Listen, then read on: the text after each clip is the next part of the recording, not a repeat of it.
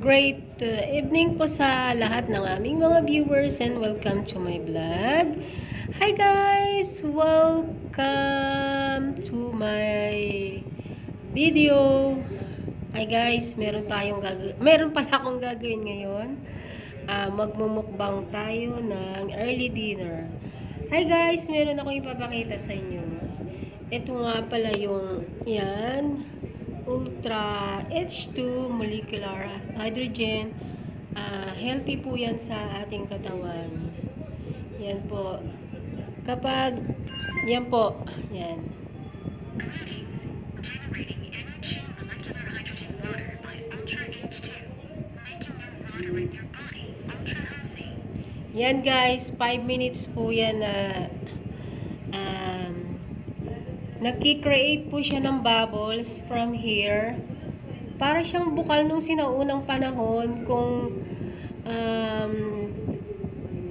Kung familiar po kayo dun sa mga bukal, yung mga nakatira sa probinsya dyan, yung bukal po yun na nakukuha yung tubig, napaka-healthy po yun.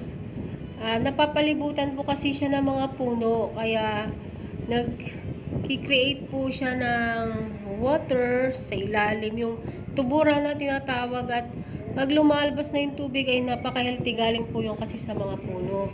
Yun yung mga tuburan na tinatawag, kung familiar po. At yung Japan technology po, yung Korea technology pala, ay gumawa rin po ng kasing katulad po nung tubig na yun. So, ito po yung creation nila, ganyan po. May something na machine po siya na nagpapump sa ilalim. At meron din po yung machine na nagki-create po ng bubbles. Ang pwede nyo lang pong isasalin na tubig yung mineral water po para maging healthy po lalo. Okay guys, 5 minutes po yan na magki-create, and then ilibot ko lang kayo sa aking munting dining table. Ayan guys. Ayan guys, rice. Mukhang ito ay 1.5 cup. Pero carry naman kasi hindi ako nag-heavy breakfast kanina. So, ang breakfast ko lang kanina water, tsaka yung pandesal. Yan. Tapos, yun nga. Hindi pa naman ako ginutom. So, nung bandang early, mga 4:30 nagluto na ako. Yan. Yan guys. Yan lang ay gisadong yung gulay na pakbet. Hindi ko nilagyan ng bagoong kasi saturated na siya. So, sa akin ay napakasimple lang siya. Simple lang nilalagay ko. Ayan, may apura na tayo. Ngayon guys, yung water na iinumin ko, yan guys. Papakita ko sa inyo yung nakikita nyo yung purple na yan. Rose yan, petals ng rose yan. Rose mismo yan. And then, yung tubig na nakikita nyo na parang kulay itim na brown, yan po yung pinaglagaan ng mais at saka ng kamote. So, yan po yung kulay niya. So, syempre, health conscious ako. So, yan po ang naisipan ko na parang tea ko na rin. Yan po. At, ang iniinom ko lang po yung water na boiled water lang po kasi meron po akong may sipon pa po ako. So, yan po yung aking mga iniinom para gumaling ako. So, guys, ito, yan. Nagluto nga pala ako kanina pa yan. Mga no oras pa ako nagluto kanina. Pero hindi naman kasi ako kumain ng kanin. Mag-aalas 11 ata ng basta early noon yan. So guys, yan yung isda na yan. Yan, paksiw na nilagyan ko ng toyo. So, adobong paksiw. Yan guys. So, mamaya magmumukbang ako. Okay guys, so welcome again to my vlog, and this is my food for dinner, early dinner, and let's start. Magsisimula na ako guys, ha? Okay, samahan niyo ko. Okay.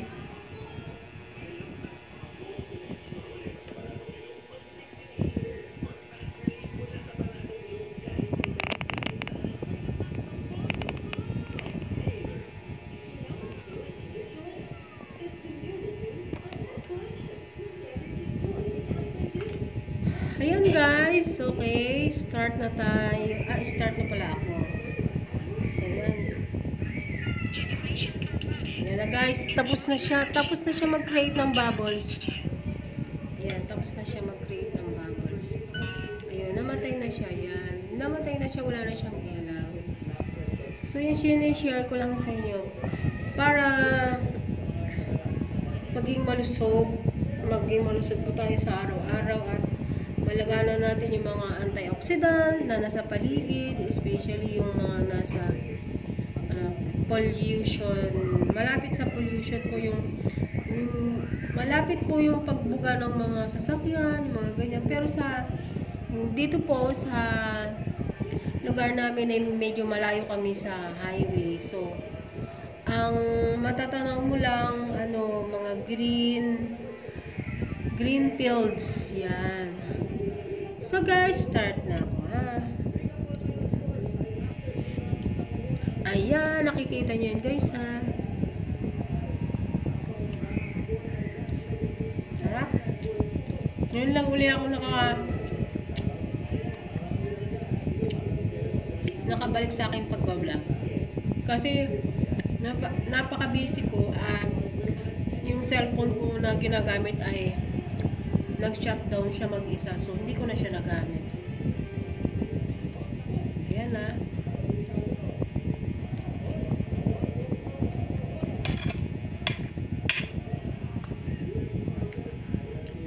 And then, kuha tayo guys ng isda.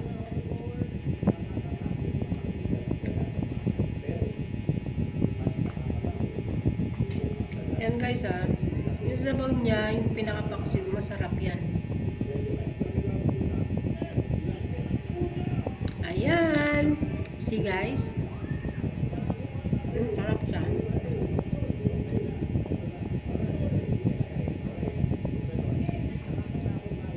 Ito nga pala guys, meron itong kaliskis, pero gawa nung matagal ang pagluto ko, kaya parang malambot na siya. Pero kinain ko din naman yung kaliskis. Malambot na kasi siya, parang naging sardines na siya.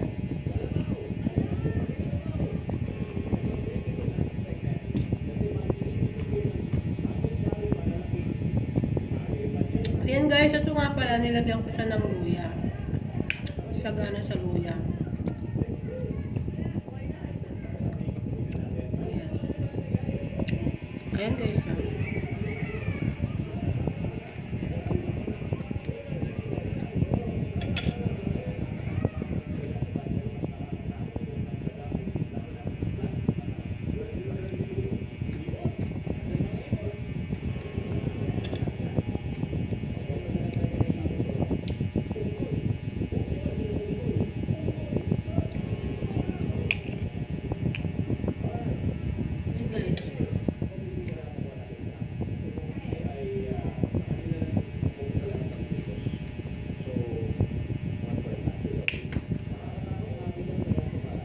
Ngayon lang ako nagluto pala ng isda na maliit. Hindi naman siya maliit, katamtaman lang. Pero usually yung niluluto ko yung bangus. Nakita ko lang kasi ito. Tapos, sabi ko, try ko nga yung isda naman. Kasi palagi yung meat, yan. Ito naman, maiba naman isda.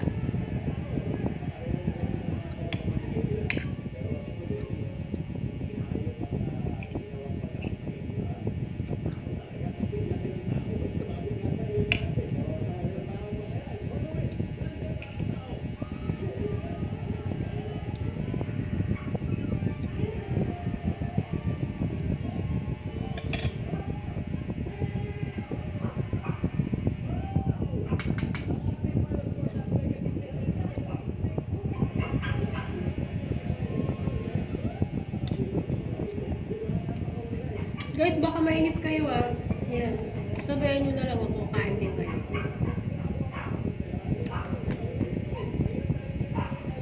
Ayan, para masarap lalo.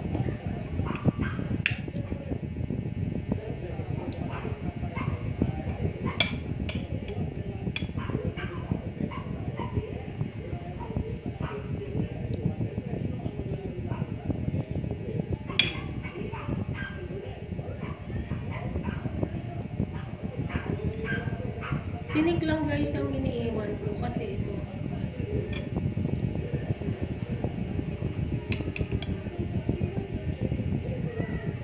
Yan.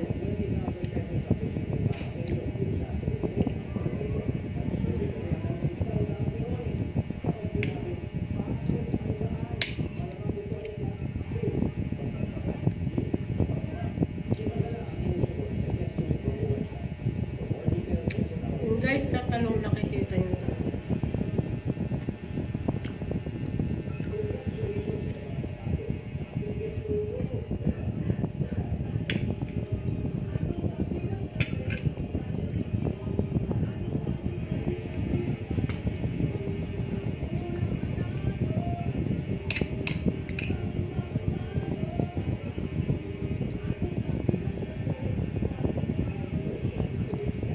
Masarap!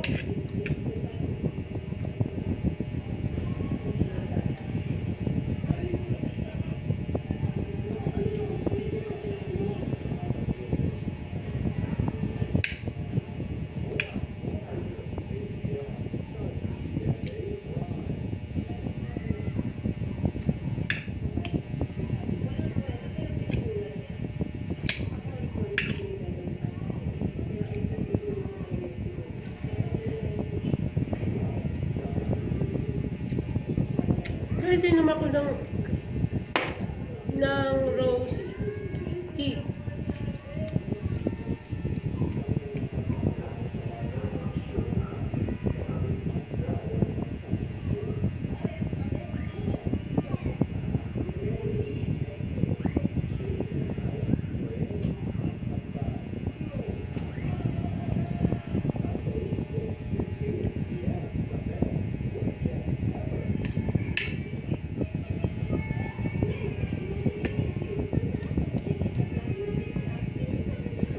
Yan guys, simot na simot. Kasi super liit ng ano sila.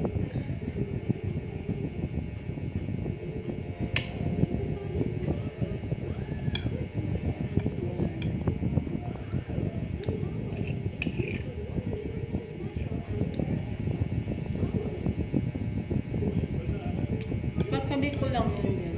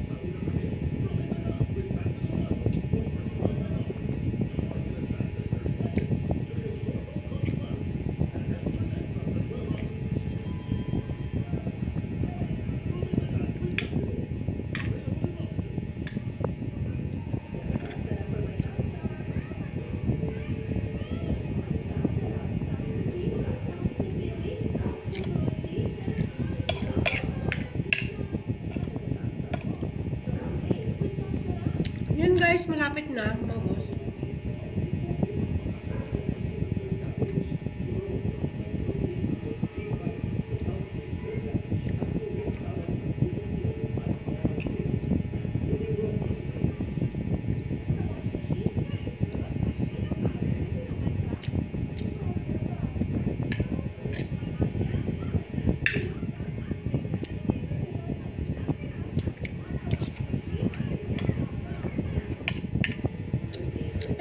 Ito nga pala guys na yung pang pakbet.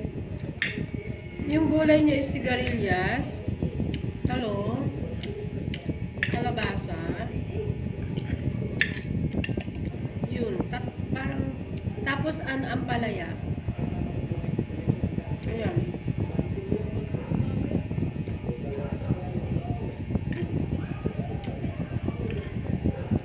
Ayan guys, ampalaya siya.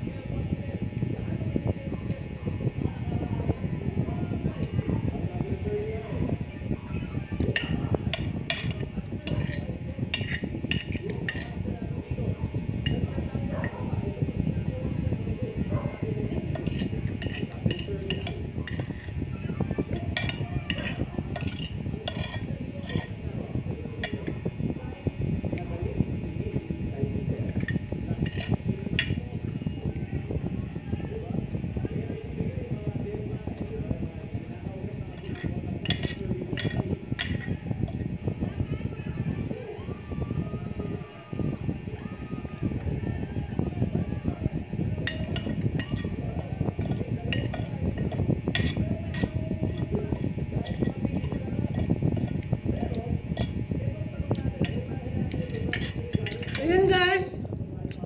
Thank you for watching. Ayun guys. Ito nga pala yung rose tea na nilagay ko kanina.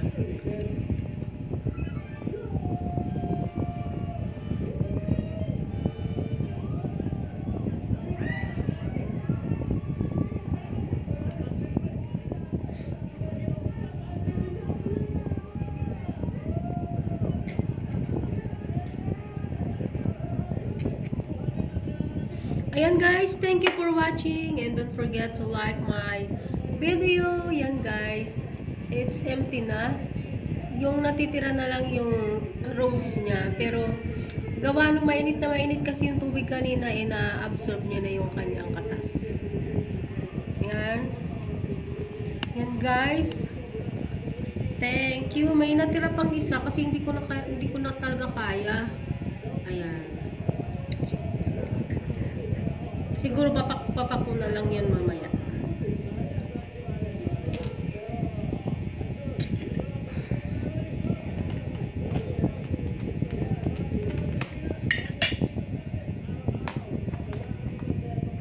Thank you guys. Good night and God bless you all. Bye-bye.